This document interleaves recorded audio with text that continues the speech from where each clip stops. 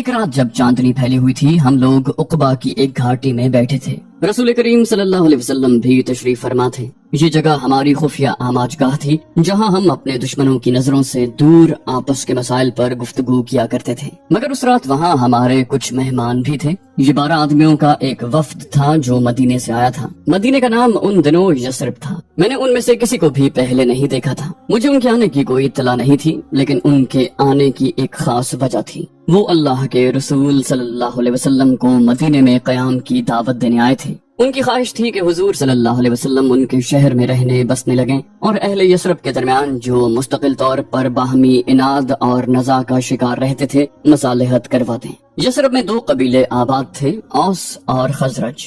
ہر اوس کے دل میں خزرج کا لگایا ہوا کوئی نہ کوئی زخم تھا، اور ہر خزرج کے دل میں کوئی نہ کوئی صدمہ تھا جو اسے اوس سے پہنچا تھا۔ انہوں نے یثرب میں کسی سے سنا تھا کہ مکے میں ایک پیغمبر ہے جو اخوت کا سبق دیتا ہے۔ اسی شہرت کی بنا پر وہ رسالت مآب صلی اللہ علیہ وسلم کی خدمت میں حاضر ہوئے تھے، اور اس امید پر کہ شاید ان کی توجہ سے یہ فساد ہمیشہ کے لیے ختم ہو جائے اور اہل مدینہ چین سے زندگی گزارنے لگیں۔ انہیں اس تعلق کا بھی علم تھا کہ آپ علیہ السلام کے والد اور والدہ دونوں مدینے میں دفن ہیں۔ رسول اللہ صلی اللہ علیہ وسلم نے ان کی گفتگو نہایت اطمینان سے سنی۔ وہ لوگ ان کو اس چیز کی پیشکش کرنے آئے تھے جس کی تلاش میں انہوں نے طائف کا انتہائی اذیتناک سفر گوارا فرمایا تھا، یعنی مکے کے علاوہ کوئی اور شہر جہاں وہ سکونت اختیار کر سکیں اور بلا خوف و خطر اپنے دین کی تبلیغ کر سکیں۔ لیکن جو ان کے شایان شان نہیں تھا کہ وہ فوراً ہی حامی بھر لیتے، گویا وہ اس انتظار ہی میں تھے کہ کہیں سے کوئی پیشکش ہو اور وہ فوراً اسے قبول کر لیں۔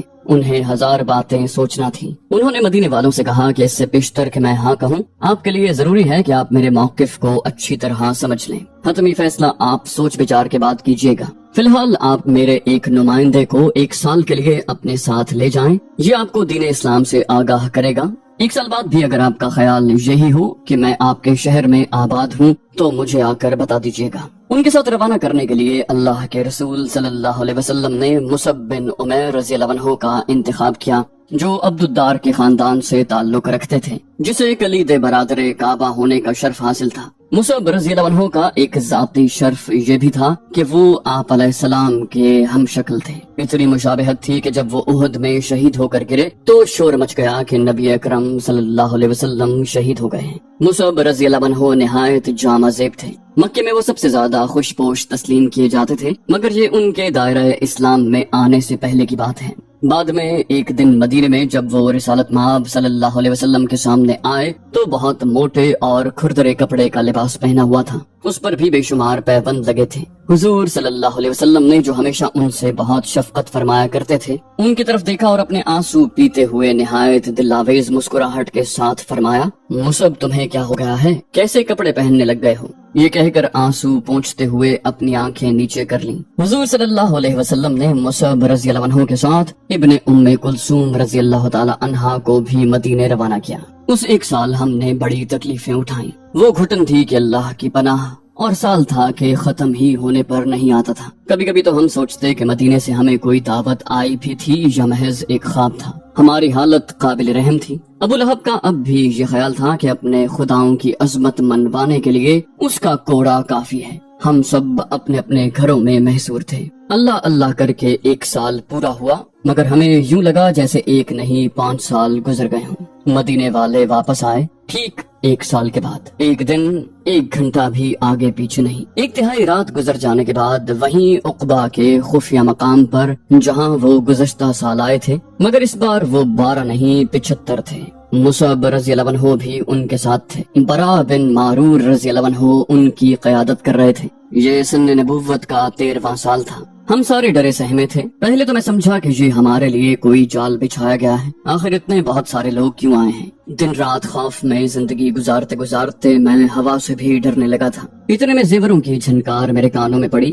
آگے بڑھ کر دیکھا تو ان کے ساتھ 2 عورتیں بھی تھیں۔ اس سے ذرا حوصلہ ہوا۔ عورتوں کی موجودگی میں عام طور پر لوگ جھگڑا فساد نہیں کرتے، مدینے سے آئے ہوئے وفد نے وہی پیشکش دہرائی کہ وہ ان کے شہر میں آ کر رہیں اور ان کے باہمی تنازع چکائیں۔ ایک لمحے کے لیے محفل پر خاموشی طاری ہو گئی۔ ہر فرد کی نگاہیں رسالت مآب صلی اللہ علیہ وسلم کے چہرے پر لگی ہوئی تھی۔ اس ایک لمحے کے توقف کے بعد حضور صلی اللہ علیہ وسلم نے اپنے سر کی ہلکی سی جنبش سے ان کی درخواست منظور کر لی۔ اس وقت ہم وہ نہیں جانتے تھے جو ہم نے بعد میں جانا، اس ایک لمحے نے جس میں حضرت صلی اللہ علیہ وسلم نے ان کی پیشکش پر غور فرمایا، دنیا کی تاریخ بدل کر رکھ دی۔ یہ ایک لمحہ صدیوں پر محیط تھا، اقوام عالم کا مستقبل، انسان کی دینی اور دنیاوی نشوونما، عالم انسانیت کا فکری ارتقاء، تہذیب و تمدن کے آفاقی معیار کا فروغ، کیا کچھ اپنے اندر لیے ہوئے تھا وہ ایک لمحہ، جو بظاہر حضرت صلی اللہ علیہ وسلم کے سر کی ایک ہلکی سی جنبش کے سوا کچھ بھی نہ تھا۔ سرور کائنات نے ان سے ایک وعدہ لیا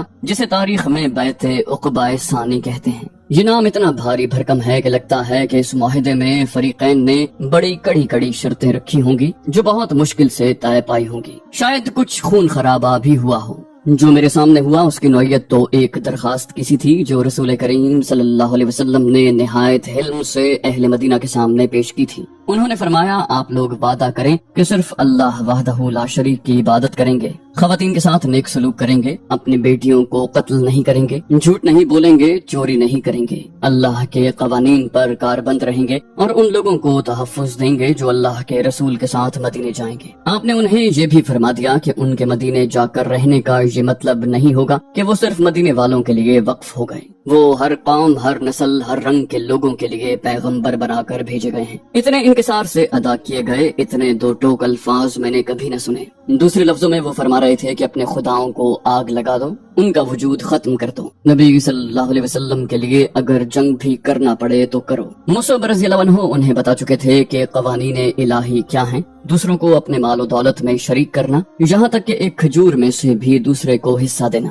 مدینے والوں نے سوال کیا، اس کے عوض ہمیں کیا ملے گا؟ آپ علیہ السلام نے ایک لفظ میں اس کا جواب دیا، جنت۔ برا بن معرور رضی اللہ عنہ نے آپ کا ہاتھ اپنے ہاتھ میں لے کر کہا، یا رسول اللہ، خدا واحد کی قسم، ہم جان و مال سے آپ کی حفاظت کریں گے۔ ہم نے تلواروں کی چھاؤں میں پرورش پائی ہے اور جنگ آزمائی ہمیں ورثے میں ملی ہے۔ ان کی بات ابھی جاری تھی کہ ابو الحیثم بن تیہان نے کہا، رسول اللہ، کہیں ایسا تو نہیں ہوگا کہ آپ قوت اور اقتدار پا کر ہمیں چھوڑ دیں اور واپس اپنے قبیلے میں چلے جائیں؟ حضور صلی اللہ علیہ وسلم نے مسکرا کر جواب دیا، میرا خون تمہارا خون، تمہاری ذمہ داری میری ذمہ داری، تمہارا دشمن میرا دشمن، تمہارا دوست میرا دوست، میں تمہارا تم میرے۔ یہ سن کر سب سے پہلے کعب بن مالک رضی اللہ عنہ، ابو الحیثم رضی اللہ عنہ اور سعد بن زرارہ رضی اللہ عنہ نے بیعت کی۔ پھر آپ نے ہر شخص کے ہاتھ میں اپنا ہاتھ دیا اور خواتین کی بیعت سر کے اشارے سے قبول کی۔ اس وفد میں کئی نوجوان بھی تھے، معاذ بن عمر رضی اللہ عنہ، شہید احد عمر بن جموح رضی اللہ عنہ کے بیٹے، اور ایک اور نوجوان، ان کا نام بھی معاذ رضی اللہ عنہ تھا۔ 17-18 سال کی عمر، کیا سجیلا نوجوان تھا۔ مجھے اس کا وہ چہرہ آج تک یاد ہے، روشن سیاہ آنکھیں، سرخ و سفید رنگ، چہرہ ایسا شگفتہ جیسے کوئی پھول کھلا ہو، دانت اتنے چمکدار کہ نور کی شعائیں پھوٹتی تھیں۔ یہ معاذ بن جبل تھے جن سے بعد میں ہماری بڑی بڑی صحبتیں رہیں۔ وہ اسلام کے اتنے جید عالم بنے کہ امام العلماء کہلائے۔ نبی کریم صلی اللہ علیہ وسلم نے ایک بار فرمایا تھا کہ معاذ رضی اللہ عنہ قیامت کے دن علماء کے امام ہوں گے، اسی مناسبت سے انہیں امام العلماء کا لقب ملا۔ عمر فاروق رضی اللہ عنہ نے اپنے دور خلافت میں ایک بار کہا تھا کہ اگر معاذ رضی اللہ عنہ نہ ہو تو عمر ہلاک ہو جائے۔ سفر شام میں جابیہ کے مقام پر جہاں میں بھی موجود تھا، عمر فاروق رضی اللہ عنہ نے خطبہ دیتے ہوئے کہا، جسے فقہ سیکھنا ہو وہ معاذ رضی اللہ عنہ کے پاس جائے۔ یہ تھی بیعت عقبہ ثانی، جو عقبہ کے مقام پر پہاڑیوں کے درمیان دریا کی ایک سوکھی گودی میں لی گئی۔ لیکن مجھ سابق غلام کا خیال ہے کہ ہم اس رات عقبہ کی کسی گھاٹی میں نہیں بلکہ رب ذوالجلال والاکرام کی رحمتوں کے جوار میں بیٹھے تھے۔ عقبہ کی اس بیعت کے بعد ہماری دنیا ہی بدل گئی۔ اب ہم ایک ٹولہ، ایک گروہ، ایک جماعت نہیں بلکہ ایک قوم، ایک ملت تھے۔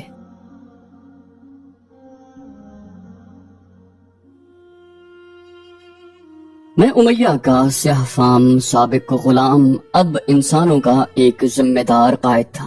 میں جب یہ سوچتا تو دل ہی دل میں خوش ہوتا ہوں، اللہ مجھے کبھی تکبر نہ دے۔ مکے سے ہجرت کا معاملہ تھا، اس وقت جب ہر شخص ہمارے خون کا پیاسا دکھائی دیتا تھا، شیر کے منہ سے نوالا چھیننے والی بات تھی۔ ایک مہم کے لیے مجھے قائد چنا گیا تھا۔ چھپ چھپا کر مکے سے نکلنا تھا اور چھپتے چھپاتے مدینے پہنچنا تھا۔ اس ذمہ داری کے لیے ایک سابق غلام سے بہتر قائد اور کون ہو سکتا تھا، کیونکہ غلام کے تو خون ہی میں فرار کی خواہش شامل ہوتی ہے۔ ایسی مہم کی کامیابی کا انحصار قائد کی صلاحیتوں کے علاوہ دو اور باتوں پر بھی ہوتا ہے۔ ایک تو یہ کہ منزل مقصود کتنی خوشائند اور پرکشش ہے، اور دوسرا یہ کہ جس عذاب سے فرار مطلوب ہے وہ کس حد تک جان لیوا ہے۔ ہماری منزل مقصود مدینہ تھی، شمال کا ایک خوبصورت شاداب شہر، اور جس کے خوف سے ہم فرار چاہتے تھے وہ تھا ابو جہل۔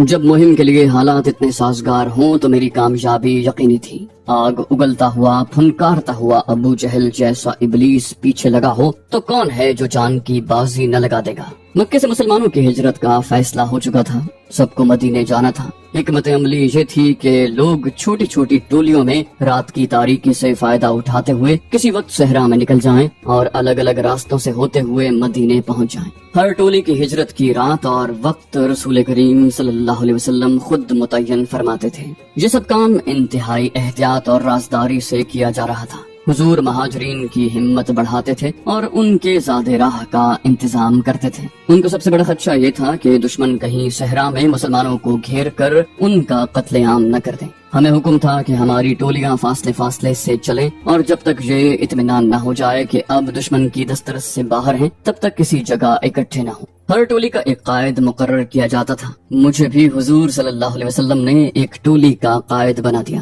6 مرد، 2 عورتیں اور 3 بچے۔ رحمت دو عالم صلی اللہ علیہ وسلم نے خود ایک بچے کو گود میں اٹھایا اور 1 میل تک ہمارے ساتھ مکے سے باہر آئے اور ہمیں دعاؤں کے ساتھ رخصت کر کے واپس لوٹ گئے۔ میں سوچتا ہوں حضور صلی اللہ علیہ وسلم نے مجھ پر بڑا اعتماد فرمایا تھا۔ خوشی کے مارے میرے پاؤں زمین پر نہیں ٹکتے تھے۔ مجھ میں وہ جرأت پیدا ہو گئی تھی کہ اگر شیر بھی سامنے آتا تو میں نہتا اس سے لڑ پڑتا۔ میں غلام ابن غلام بلال انسانوں کا سربراہ بنا دیا گیا تھا۔ مکے سے مدینہ تقریباً 250 میل دور ہے۔ گرمیاں ہوں تو اونٹوں پر یہ سفر 9-10 دن کا ہے، بچے ساتھ ہوں تو 11-12 دن کا۔ دونوں شہروں کا درمیانی صحرا صدیوں سے قافلوں کی رہ گزر ہے۔ کروڑوں انسان یہاں سے گزر چکے ہیں اور ہواؤں نے سب کے نقش قدم ریت سے ڈھانپ دیے ہیں، مگر ہوائیں ہمارے قدموں کے نشان کبھی نہ مٹا سکیں۔ ہم اور تھے، سب سے مختلف، سب سے جدا۔ ہم خاص لوگ تھے۔ ہم اپنے ساتھ تجارت کا سامان نہیں، اللہ کی سونپی ہوئی ذمہ داری لے کر جا رہے تھے۔ جب تک دنیا میں گھڑیاں چلتی رہیں گی، جب تک وقت کی گردش جاری رہے گی، ہمارے نقش قدم قائم رہیں گے۔ ہواؤں کے تیز سے تیز چھکڑ بھی انہیں نہیں مٹا سکیں گے، اس لیے کہ ہم اسلامی تقویم کے پہلے سال کے نقیب تھے۔ وقت کی ابتدا ہی ہمارے قدموں کی چاپ سے ہوئی۔ سخت گرمی کا مہینہ تھا، صحرائی سفر کے لیے سال کے بدترین دن، مگر اللہ تعالیٰ نے ہمارے لیے یہ سفر آسان کر دیا تھا۔ کوئی باد سموم کا جھونکا ہم تک نہ پہنچا، کوئی طوفان باد ہم سے نہ ٹکرایا، کسی نے ہمارا پیچھا نہ کیا۔ مطلع صاف رہا اور ستارے ہماری رہنمائی کرتے رہے۔ 5ویں دن ہمیں دور افق کے پاس چند بدوی نظر آئے، 3 یا 4 جو فوراً ہی نگاہوں سے اوجھل ہو گئے۔ ایک دن بچوں نے ریت پر بیٹھے ہوئے ایک شتر مرغ کو اٹھا دیا۔ میں اس کے پیچھے لپکا کے شکار کر کے کھائیں گے، مگر اس کے تعاقب میں ریت پر گر گیا اور وہ غائب ہو گیا۔ بچے دیر تک میری حالت پر کہے لگاتے رہے، بس اس کے علاوہ کوئی غیر معمولی بات نہ ہوئی۔ چھوٹی موٹی بیماریاں لگی رہیں، گرمی کے سفر میں کچھ نہ کچھ تو ہوتا ہی ہے۔ 3 بچے باری باری بیمار پڑتے رہے، لیکن بیماری میں جب ہم انہیں اپنے کندھوں پر اٹھا کر چلتے تو ساری بیماری بھول جاتے۔ ہمارے ایک ساتھی کے پاؤں میں زخم تھا جو خاصا بگڑ چکا تھا۔ 3 دن تک وہ پیدل چلتا رہا اور اس نے اپنی تکلیف ہم سے چھپائے رکھی۔ 4تھے دن میں نے اس کے پاؤں کا درد اس کی چال میں نہیں، اس کی آنکھوں میں دیکھا۔ جیسے ہی اسے یہ احساس ہوا کہ مجھے اس کی تکلیف کا علم ہو گیا ہے، اس نے تیز تیز قدم اٹھانے شروع کر دیے، یہاں تک کہ وہ ہم سے بہت آگے نکل گیا۔ صبر و استقامت کے اس بے مثال مظاہرے میں اس پر کیا گزری اللہ ہی جانتا ہے، جو اپنے بندوں کے لیے ناممکن کو ممکن بنا دیتا ہے۔ ہمیں اس کے پیچھے دوڑ کر اس کی سماجت کرنا پڑی کہ وہ ہمارے ساتھ چلے۔ کسی میں ہمت نہیں تھی کہ اس کے پاؤں کی تکلیف کا ذکر کرے، لیکن جب ہم مدینے میں داخل ہوئے تو اس کا ہاتھ میرے کندھے پر تھا اور وہ ایک ٹانگ سے اچھل اچھل کر چل رہا تھا۔ یہ تھی مکے سے میری رخصت، میری ہجرت۔ ہماری ہجرت کا ایک پہلو ایسا بھی تھا جس پر ہماری نظر نہ تھی۔ مکے سے چلے ہوئے ہمیں 6واں دن تھا کہ صحرا میں ہماری ملاقات حمزہ رضی اللہ عنہ سے ہوئی۔ انہوں نے ہمیں جو خبر سنائی اس کے لیے ہم بالکل تیار نہ تھے۔ حمزہ رضی اللہ عنہ نے بتایا کہ رسول اللہ صلی اللہ علیہ وسلم نے فیصلہ کیا ہے کہ جب تک سارے مسلمان ہجرت نہیں کر جاتے وہ مکے ہی میں قیام فرمائیں گے۔ ہم اس سوچ میں پڑ گئے کہ کفار مکہ کا سارا عناد تو انہی سے ہے۔ دشمن ان سے فارغ ہوتے تھے تو ہم کو تختہ مشق بناتے تھے۔ جب چھتے کی ملکہ ہی ان کے پاس ہے تو شہد کی مکھیوں کی انہیں کیا پرواہ، وہ جہاں چاہیں اڑتی پھریں۔ اب صورتحال کا جو نقشہ ہمارے ذہن میں ابھرا وہ یہ تھا کہ رسول اللہ صلی اللہ علیہ وسلم قاتلوں اور دشمنوں میں کھلے عام پھر رہے ہیں اور جان کا خطرہ مول لے کر تنی تنہا مسلمانوں کی ہجرت کا بندوبست کر رہے ہیں۔ یہ بے خوفی یقیناً اللہ کی دین تھی، مگر ہم سوچتے تھے کہ ان کو اس طرح غیر محفوظ پا کر مشرکین مکہ کے زرخیز ذہنوں میں کیسے کیسے منصوبے نہیں آتے ہوں گے۔ ان کے سرپرست مطعم بن عدی کا بھی انتقال ہو گیا تھا۔ جب تک وہ زندہ تھے ہزار مخالفت کے باوجود کسی کو ان کی طرف دیکھنے کی جرت نہیں تھی۔ مکے میں جو کچھ ہوا اس کا علم تو ہمیں بعد میں ہوا، لیکن اس کا ذکر یہیں برمحل ہوگا۔ مکے کے عمرا نے ابو جہل کے ایما پر واقعی اللہ کے رسول صلی اللہ علیہ وسلم کو شہید کرنے کا منصوبہ بنایا تھا، ایک نہایت جامع منصوبہ جس میں ابو جہل کی تمام مکاری، تمام چابک دستی، تمام فطانت کوٹ کوٹ کر بھری ہوئی تھی۔ یہ ایسا منصوبہ تھا جسے ابو جہل کے شرپسند اور فتنہ پرور ذہن کا شاہکار کہا جا سکتا ہے۔ حضرت صلی اللہ علیہ وسلم بھی راستے سے ہٹ جاتے تھے اور الزام بھی کسی پر نہیں آتا تھا۔ تجویز یہ تھی کہ 7 قبیلوں کے 7 آدمی اپنے اپنے قبیلے سے ایک ایک نیزہ لے کر جائیں اور رسول اللہ صلی اللہ علیہ وسلم کے جسم میں پیوست کر دیں۔ اس طرح قتل کی ذمہ داری نہ کسی ایک قبیلے پر آئے گی اور نہ کسی فرد واحد پر۔ مکے کے قانون کے مطابق قاتل کو ڈھونڈ کر اسے قتل کرنا لازم تھا، لیکن اس تجویز میں کسی کے قاتل ٹھہرائے جانے کا امکان ہی نہیں تھا۔ 7 قبیلوں کے آدمی اگر مل کر کسی کو قتل کر دیں تو آپ علیہ السلام کا خون کئی قبیلوں پر تقسیم ہو جائے گا اور ان سب سے بدلہ لینا ناممکن ہوگا۔ یہ ایسا منصوبہ تھا گویا خود ابلیس نے مرتب کیا ہو، لیکن ہوا یہ کہ اس رات 7 نیزے بلند ضرور ہوئے مگر اٹھے کے اٹھے رہ گئے، کسی کو مارے نہ جا سکے۔ آپ علیہ السلام کے بستر پر علی رضی اللہ عنہ سو رہے تھے اور وہ خود ہجرت فرما چکے تھے۔ مکہ چھوڑنے سے قبل وہ سب کی امانتیں واپس کرنا چاہتے تھے، اس لیے کہ وہ الامین تھے۔ ان میں سے کئی امانتیں کفار کی بھی تھیں جو تمام اختلافات کے باوجود اب بھی انہیں امین سمجھتے تھے۔ الامین نے ساری امانتیں علی رضی اللہ عنہ کے سپرد کر دیں کہ ان کی روانگی کے بعد لوگوں کو واپس کر دیں۔ وہ خود واپس کرتے تو سارے مکے کو ان کے جانے کی خبر ہو جاتی اور وہ انہیں ہرگز زندہ نہ چھوڑتے۔ نہ واپس کرنے کا تو مکے کے امین کے یہاں سوال ہی پیدا نہیں ہوتا تھا۔ یہ تھا پس منظر اس رات کا جب علی رضی اللہ عنہ ان کے بستر پر سوتے ہوئے پائے گئے۔ جس وقت ان کے گھر میں نیزے لہرا رہے تھے وہ خود مکے سے باہر جا چکے تھے مگر ابھی خطرے سے باہر نہیں تھے۔ ابو جہل کو ان کی ہجرت کی اطلاع ملی تو اس نے قریش کے سرداروں کو بھڑکا کر ان سب کی طرف سے یہ اعلان کروا دیا کہ جو آپ علیہ السلام کو زندہ یا مردہ مکہ لے کر آئے گا اسے 100 اونٹ انعام میں دیے جائیں گے۔ 100 اونٹ بہت بڑا انعام تھا۔ مکے کے سارے گھڑ سوار آپ علیہ السلام کی کھوج میں صحرا میں پھیل گئے۔ انعام کے علاوہ کفار کی مردم آزار طبیعت کے لیے محمد صلی اللہ علیہ وسلم کو ان حالات میں ڈھونڈ نکالنا بڑی دلچسپ مہم بھی تھی۔ میں غلام رہ چکا ہوں، مجھے علم ہے کہ انسان جب انسان کا شکار کرنے کی ٹھان لیتا ہے تو بڑی بے رحمی اور خونخواری کا مظاہرہ کرتا ہے۔ جانور جب شکار کرتے ہیں تو اس سنگدلی کا عشر اشیر بھی نظر نہیں آتا، لیکن ہوتا یہ ہے کہ نمرود کی طرح آخر میں وہ خود ہی شکار ہو جاتا ہے۔